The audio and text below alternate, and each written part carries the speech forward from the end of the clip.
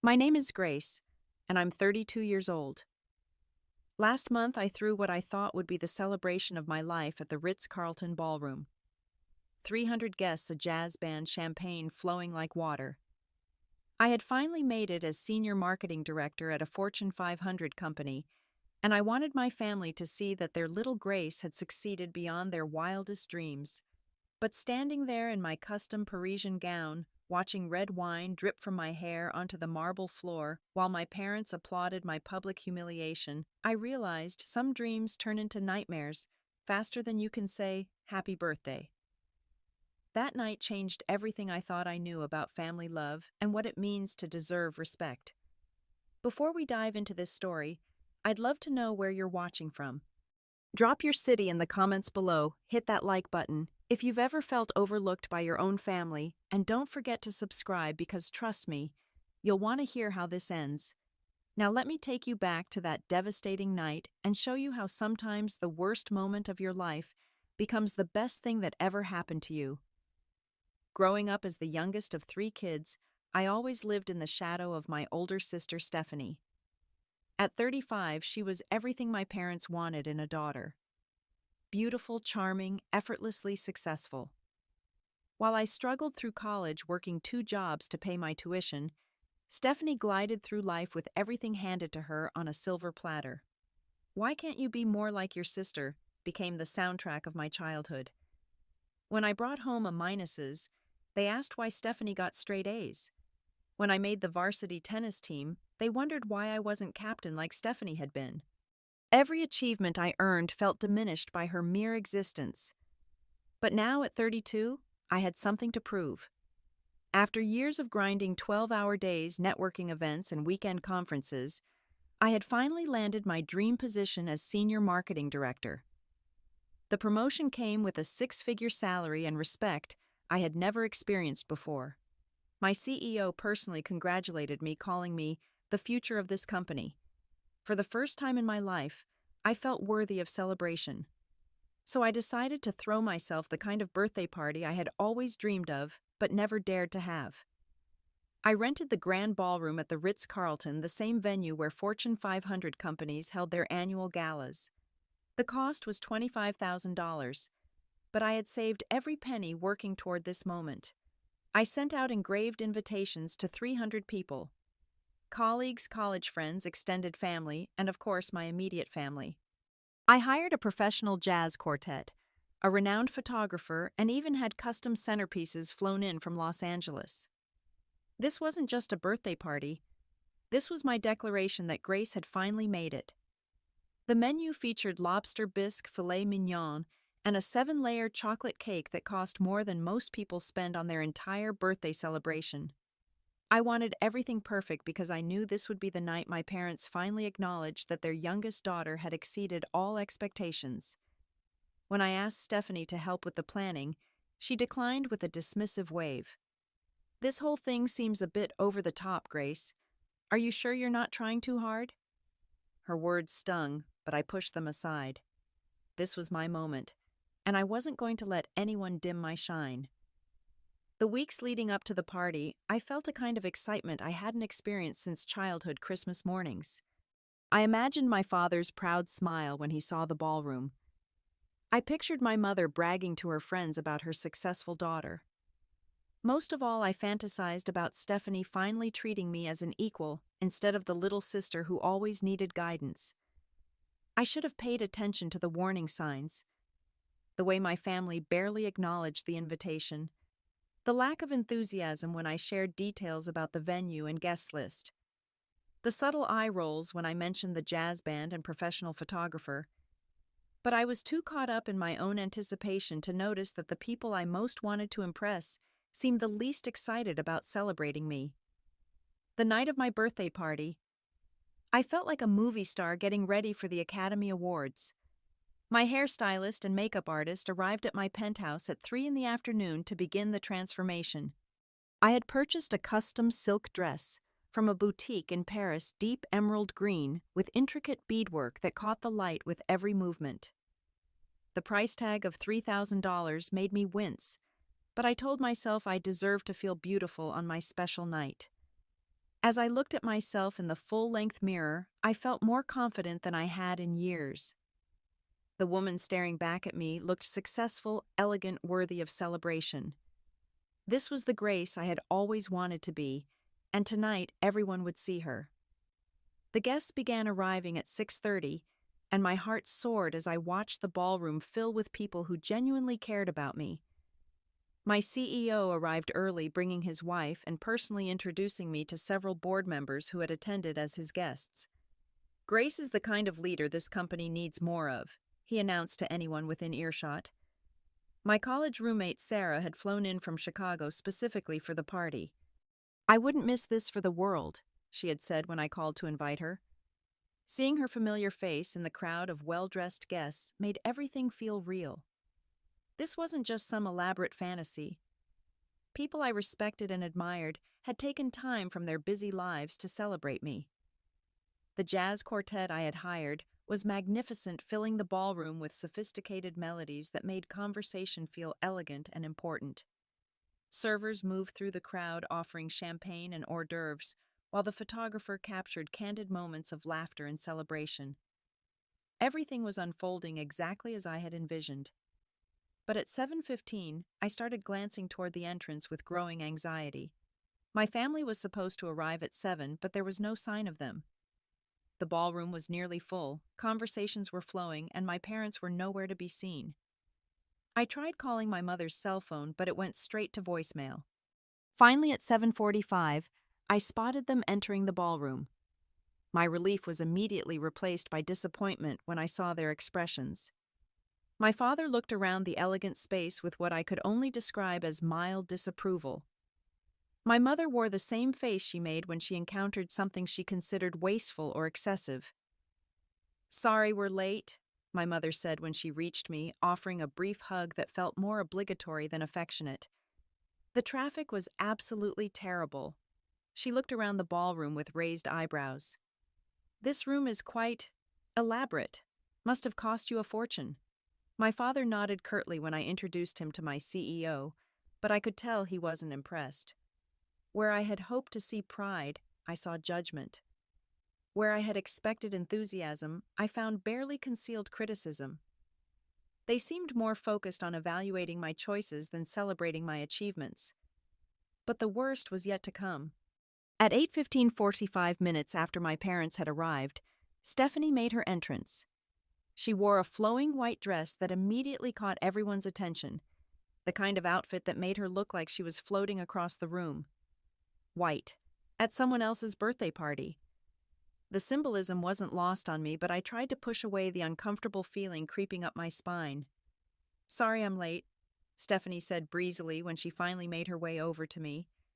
Traffic was absolutely crazy. She didn't seem sorry at all. In fact, she seemed to be enjoying the way heads turned as she moved through the crowd. Within minutes of her arrival, she had become the center of attention in the same effortless way she always had. I watched as my parents immediately gravitated toward Stephanie, their faces lighting up in a way they hadn't when they saw me. Guests who had been congratulating me on my promotion were now asking Stephanie about her latest projects and adventures. The photographer who I had hired to capture my special night kept snapping pictures of Stephanie as she laughed and charmed everyone around her. Standing in my $3,000 dress in the ballroom I had spent months planning, I felt invisible at my own birthday party. The sinking feeling in my stomach told me this night was not going to end the way I had dreamed. At 9 o'clock, just as dinner was being served, the MC I had hired made an unexpected announcement that stopped my heart. "Ladies and gentlemen, before we begin our meal, we have a special treat. Grace's sister Stephanie has prepared a few words she'd like to share with us tonight." I felt the blood drain from my face. I had never asked Stephanie to give a speech. I had never even mentioned the possibility.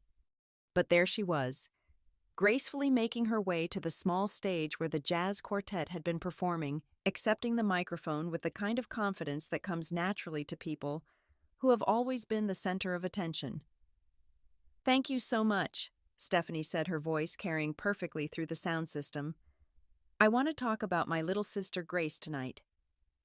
The crowd of 300 guests fell silent, all eyes focused on the woman in white, who commanded attention without even trying. She started sweetly enough. Grace has always been the hardest working person in our family. Even as a child, she would spend hours on her homework determined to get everything perfect. She's incredibly persistent and dedicated, qualities that have obviously served her well in her career. I felt myself relax slightly. Maybe I had misread the situation. Maybe Stephanie genuinely wanted to celebrate me after all these years. The guests were smiling, nodding along with her words. My parents were beaming with what looked like pride. But then the tone shifted so subtly that at first I wasn't sure I was hearing correctly. However, Stephanie continued, her voice still honey-sweet, but with an edge that made my stomach tighten. Grace has always had this need to prove herself, this desperate desire to show everyone how successful she is. The word desperate hung in the air like a physical blow. I could feel the mood in the room changing, conversations stopping as people tuned in more carefully to what was happening on stage. "Tonight is a perfect example," Stephanie said, gesturing around the ornate ballroom. "This incredible party, this beautiful venue, all of this expense. It's not really about celebrating, is it, Grace? It's about showing off.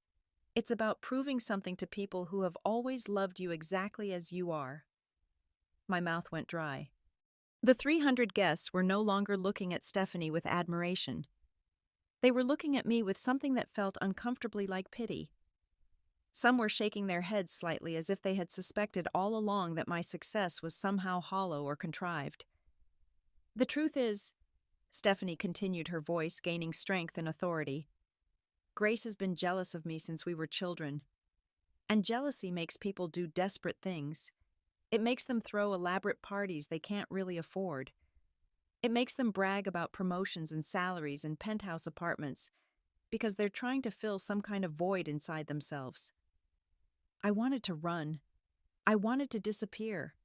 I wanted to wake up from what was clearly becoming the worst nightmare of my life. But my legs felt like concrete, and all I could do was stand there while my sister systematically dismantled me in front of everyone I had wanted to impress. The most devastating part wasn't even Stephanie's words. It was the reaction of my parents. Instead of looking horrified by their older daughter's cruel public attack on their younger one, they were nodding along. My mother actually said loud enough for nearby tables to hear, "Stephanie is absolutely right." My father added his own commentary. "Grace has always needed to learn some humility. Maybe tonight she'll finally listen." I felt like I was drowning in plain sight, while the people who were supposed to love me most stood on the shore, not just refusing to throw me a lifeline, but actively pushing me further underwater. The guests around me were shifting uncomfortably in their seats. Some were whispering to each other behind their hands. A few had actually gotten up and left, apparently unable to stomach the public humiliation they were witnessing. But Stephanie wasn't finished. "My little sister needs to understand that throwing money around doesn't make you important. That bragging about your job doesn't make you successful. That trying so hard to get attention just makes you look pathetic." The word pathetic hit me like a physical slap. In that moment, I realized that this wasn't an impromptu speech born from too much champagne or sibling rivalry. This was calculated. This was planned. My sister had come to my birthday party with the specific intention of destroying me in front of everyone I cared about, and my parents were not only allowing it to happen, they were actively encouraging it. What happened next will be burned into my memory for the rest of my life. Stephanie stepped down from the small stage, still holding the microphone, and walked directly toward me. The entire ballroom fell silent except for the soft clink of champagne glasses and the rustle of expensive dresses. 300 pairs of eyes followed her movement across the room. She stopped at the VIP table where I had been sitting with my family and picked up a glass of red wine. It was a 1998 Merlot that had cost $150 per bottle, part of the premium wine selection I had carefully chosen for the evening. The glass was full, the deep red liquid catching the light from the crystal chandeliers above. "Grace," Stephanie said, her voice carrying clearly through the wireless microphone she still held, The photographer I had hired was snapping pictures rapidly, though I was too shocked to ask him to stop. "You deserve this." Before I could process what was happening, before I could move or speak or even breathe, my sister lifted the glass and poured the entire contents over my head. The cold wine hit my carefully styled hair first, then cascaded down my face and onto my $3,000 Parisian dress. The red liquid soaked through the emerald silk, creating dark stains that spread across the intricate beadwork I had so carefully chosen. Wine dripped from my eyelashes and ran down my cheeks like bloody tears. For a moment, the ballroom was absolutely silent. Then simultaneously, 300 guests gasped. The sound was like a wave crashing over the room, a collective intake of breath that seemed to suck all the oxygen out of the space. People jumped up from their seats. Someone dropped a champagne flute, and it shattered against the marble floor with a sound like a gunshot. But the worst sound of all was the applause that followed. My father started clapping, first slowly and deliberately, as if he were watching a performance he had been anticipating all evening. "Excellent," he said loud enough for half the room to hear. "Grace needed that wake-up call." My mother joined in immediately, her face bright with satisfaction. "Finally," she said, clapping enthusiastically. "Finally, someone put her in her place. That girl has been getting too big for her britches." The wine was still dripping from my hair onto the floor, creating a small red puddle around my designer heels, but all I could focus on was the sight of my parents applauding my public humiliation. The people who had raised me, who had kissed my scraped knees and attended my school plays, were celebrating the most devastating moment of my adult life. Some of the guests looked absolutely horrified. My CEO stepped forward, his face dark with anger. "This is completely inappropriate," he said firmly. "Nobody deserves to be treated this way." My college friend Sarah was already moving toward me, her face full of concern and rage. "Grace, honey, let's get you cleaned up," she said, pulling napkins from the nearest table. But other guests were taking their cues from my family. A few distant relatives were nodding approvingly. Some family friends were murmuring things like, "She did need to be brought down a peg," and "That party was pretty over the top." Meanwhile, Stephanie was basking in the attention like she always had. "This is who Grace really is," she announced to the crowd, still holding the microphone. "Pathetic and desperate for attention. She's been putting on this successful businesswoman act, but look at her now. This is the real Grace, standing there feeling sorry for herself because someone finally told her the truth."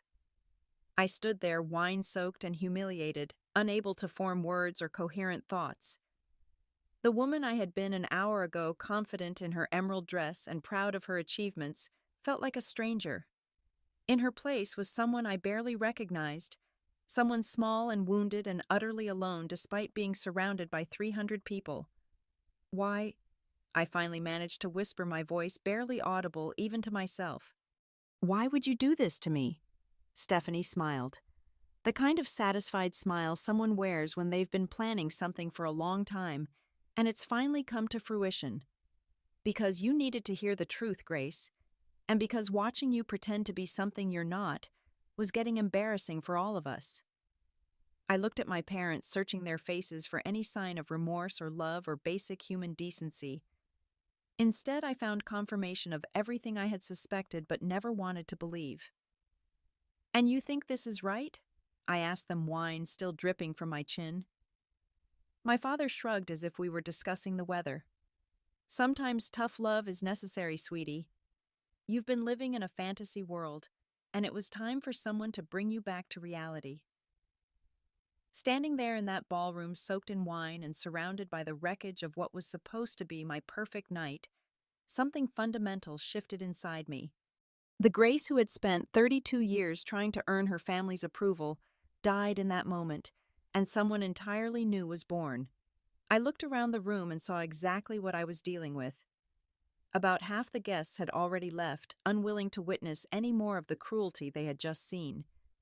The remaining 150 people were divided into two camps, those who looked at me with genuine sympathy and concern, and those who seemed to think I had somehow deserved what just happened.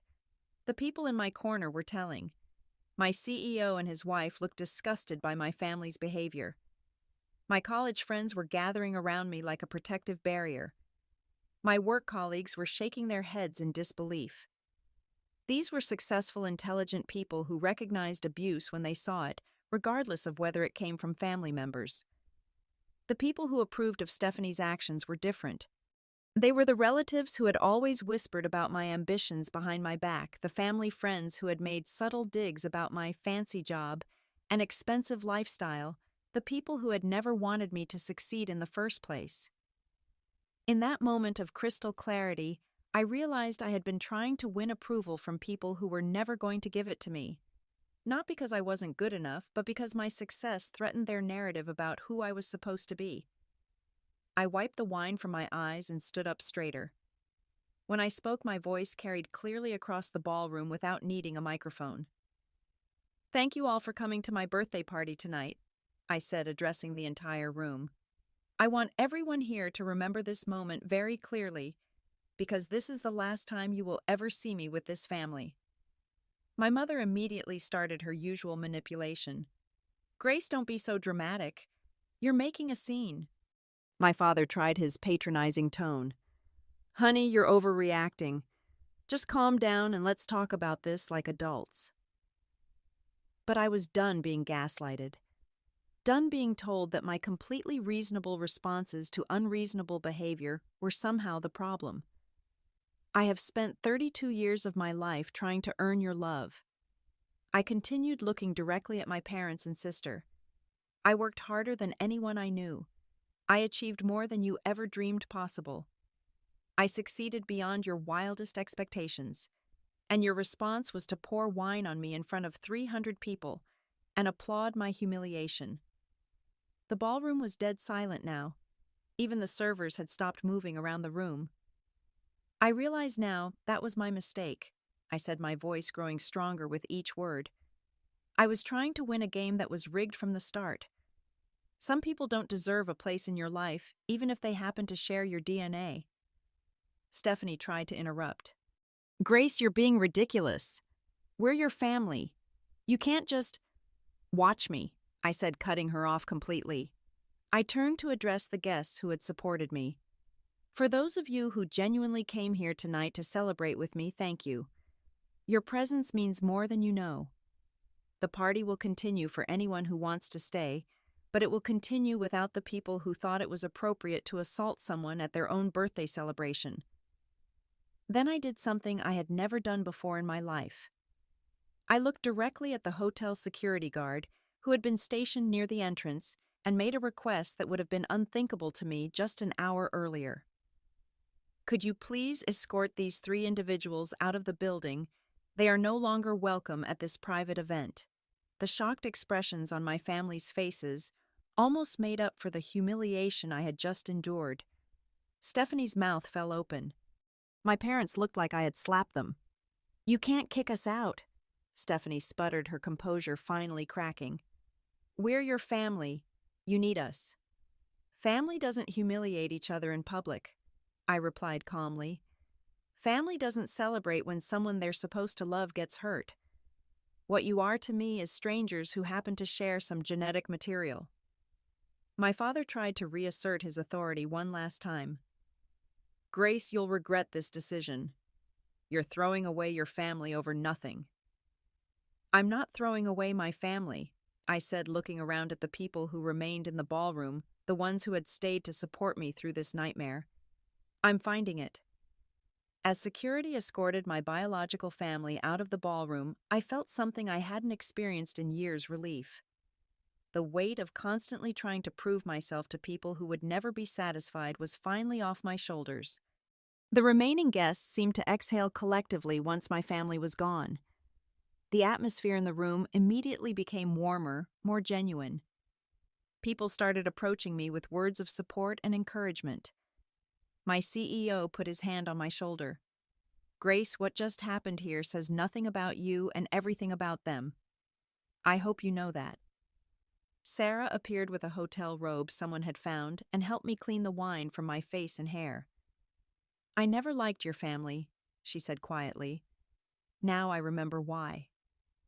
The hotel staff who had witnessed the entire debacle went above and beyond to help save the evening. They brought me to a suite upstairs where I could shower and change into the spare dress I always kept in my car for emergencies. When I returned to the ballroom 30 minutes later, the remaining guests broke into spontaneous applause. What followed was the most authentic celebration I had ever experienced. Without my family there to judge every moment and find fault with every detail, the party became exactly what I had originally envisioned: a gathering of people who genuinely cared about me and wanted to acknowledge my achievements. My work colleagues shared stories about my leadership and dedication. My college friends reminisced about my determination and perseverance.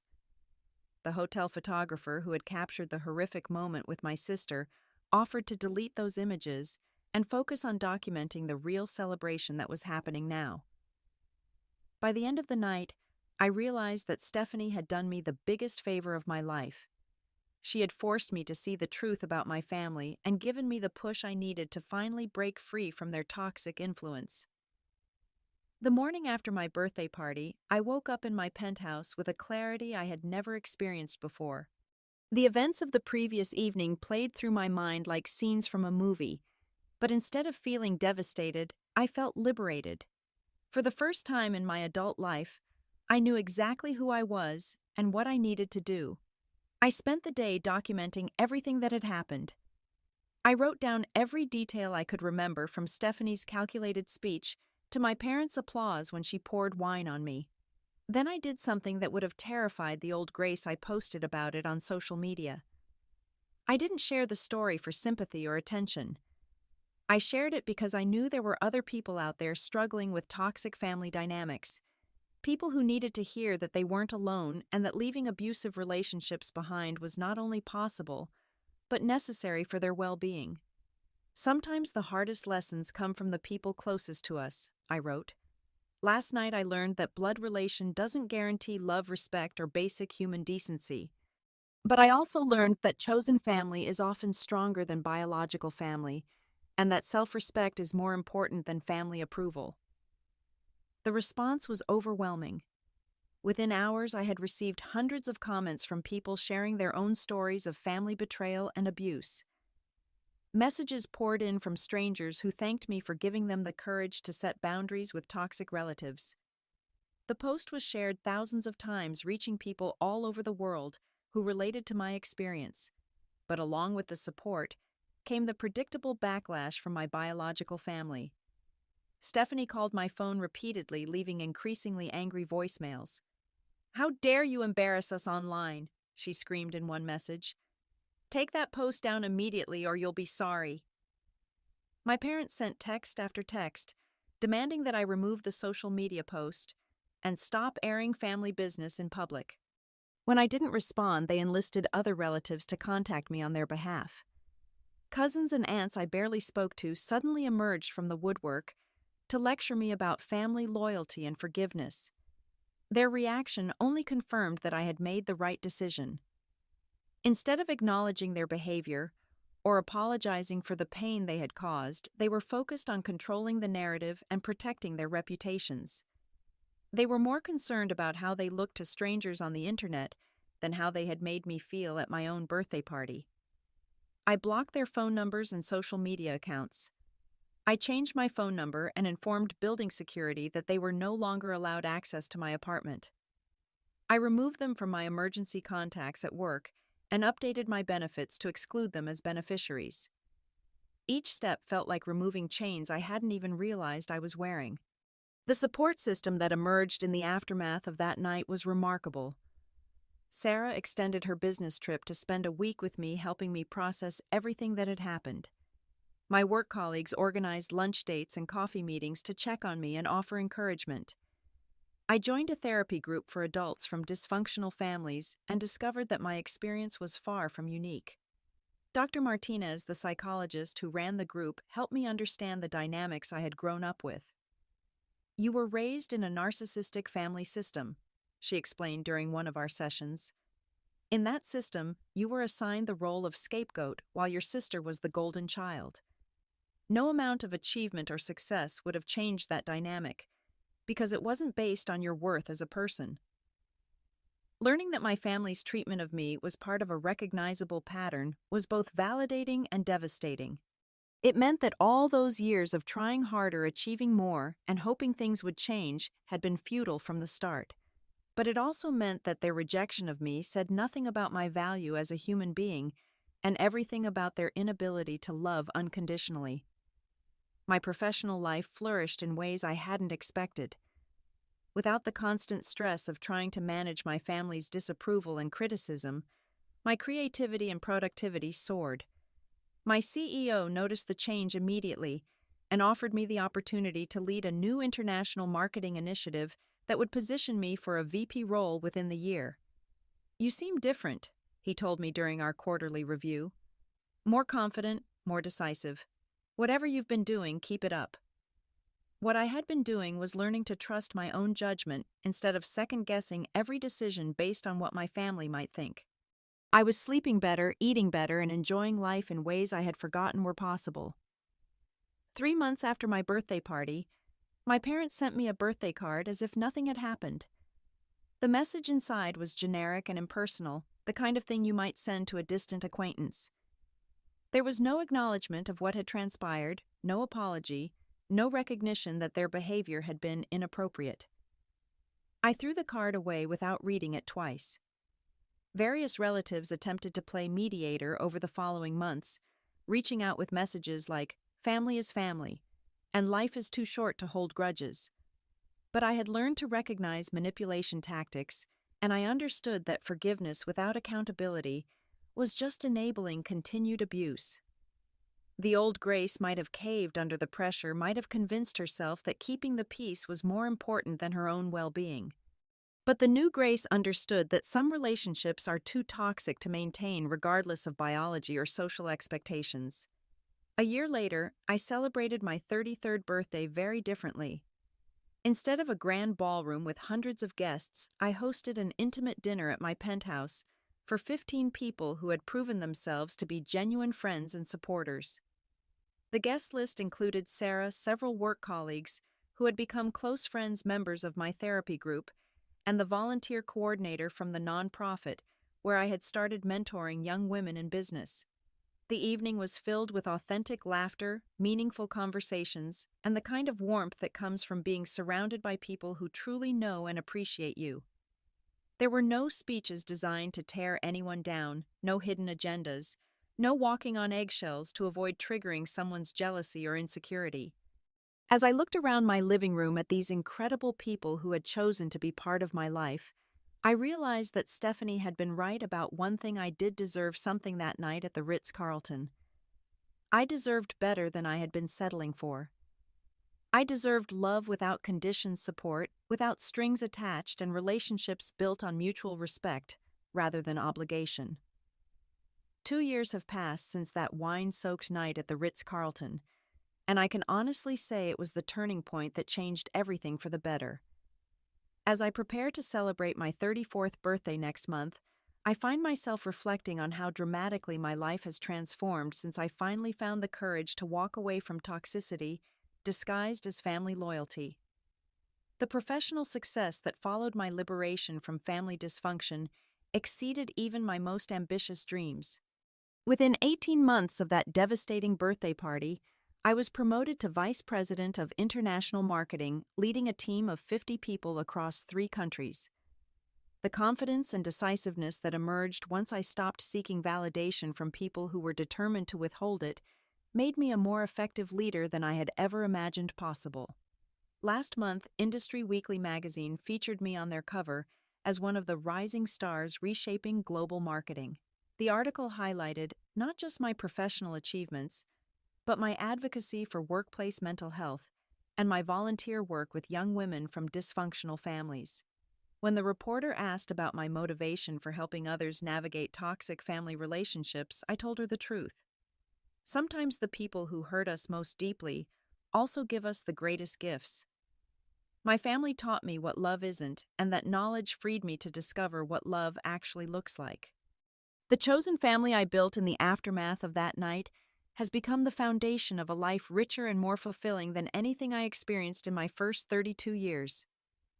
Sarah and I now talk every week, and she's planning to relocate to my city next year so we can be closer. My work colleagues have become genuine friends who celebrate my victories and support me through challenges. The women in my therapy group have formed bonds that extend far beyond our weekly meetings, creating a network of understanding and mutual support that my biological family never provided. Dr. Martinez helped me understand that healing from family trauma isn't about forgetting the past or pretending it didn't happen. It's about refusing to let other people's inability to love you properly define your worth or limit your future. You can't control how others treat you, she told me during one of our sessions, but you can control whether you accept it. Setting boundaries isn't cruel. It's necessary for your mental health and well-being.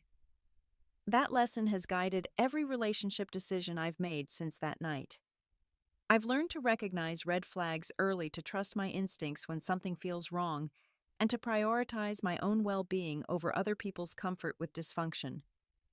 The result has been a social circle filled with emotionally healthy people who add value to my life instead of draining it.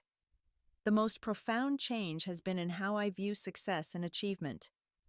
For 32 years, every accomplishment was tainted by the knowledge that it would never be enough to earn my family's approval. Now I pursue goals for my own satisfaction and fulfillment, and the joy I feel when I reach them is pure and uncomplicated. When I mentor young women who are struggling with similar family dynamics, I always tell them the same thing: your worth is not determined by how your family treats you. If the people who raised you can't see your value, that's a reflection of their limitations, not your inadequacy. Sometimes the most loving thing you can do for yourself is walk away from people who consistently make you feel small, even if those people happen to share your DNA. I often think about that moment when Stephanie poured wine on my head and declared, "You deserve this." She was absolutely right, but not in the way she intended. I did deserve something that night, but it wasn't humiliation or cruelty. I deserved love, respect, celebration, and acknowledgement of my achievements. When my biological family couldn't provide those things, the universe sent me people who could. The best revenge I've discovered isn't plotting comebacks or hoping your abusers will someday realize what they lost. The best revenge is living so well without them that you genuinely stop caring what they think. It's building a life so full of genuine love and authentic relationships that their absence feels like a relief rather than a loss. My 34th birthday party will be small again, probably just dinner with my closest friends followed by a weekend getaway. There will be no grand gestures or expensive venues, because I no longer need external validation of my worth. The people who will be there have earned their place through consistent love support and genuine care for my well-being. Sometimes people ask if I ever miss my family or regret cutting ties with them. The answer is complicated. I miss the family. I wished I had the parents who should have protected me instead of participating in my public humiliation, the sister who should have been my biggest supporter instead of my most dedicated critic. But I don't miss the actual people they were or the way they made me feel about myself. If someone pours wine on you at your own birthday party and your family cheers them on, remember this: that moment isn't about you. It's about them. It's about their jealousy, their insecurity, their inability to celebrate other people's success. Your worth isn't diminished by their cruelty. Your achievements aren't less meaningful because they refuse to acknowledge them. Your success doesn't require their approval to be real and valuable. The wine stain came out of my dress, by the way. But even if it hadn't, I would have kept it as a reminder of the night I finally learned to value myself enough to demand better treatment from the people in my life. Sometimes the worst moment of your life becomes the catalyst for everything good that follows. What happened to me that night was devastating, humiliating, and cruel. But it was also exactly what I needed to finally break free from a toxic dynamic that was holding me back from becoming the person I was meant to be. Stephanie thought she was destroying me, but she actually saved me. The wine she poured on my head washed away 32 years of trying to earn love from people who were incapable of giving it and made space for relationships built on mutual respect and genuine affection. Have you ever had a moment that felt like the end of the world, but turned out to be the beginning of something better? Maybe you've dealt with toxic family members who disguised cruelty as concern or jealousy as love. I'd love to hear your story in the comments below, because sharing these experiences helps all of us feel less alone in our struggles. If this story resonated with you, please hit that like button to let me know. Subscribe to hear more stories about finding strength in unexpected places and building the life you deserve despite the obstacles others put in your way. Share this video with anyone who might need to hear that it's okay to walk away from relationships that consistently make you feel small, even when those relationships are with family members. Thank you for listening to my story and for being part of the community that reminds me every day that chosen family can be stronger and more loving than biological family. Remember that you deserve to be celebrated, not torn down. You deserve relationships that build you up, not people who take pleasure in your pain. Most importantly, you deserve to know that your worth isn't determined by how others treat you, but by how you choose to treat yourself. Until next time, keep choosing yourself and surrounding yourself with people who see your light instead of trying to dim it. Life is too short to spend it seeking approval from people who will never give it, and too precious to waste on relationships that make you question your own value. You deserve better, and it's never too late to start demanding it.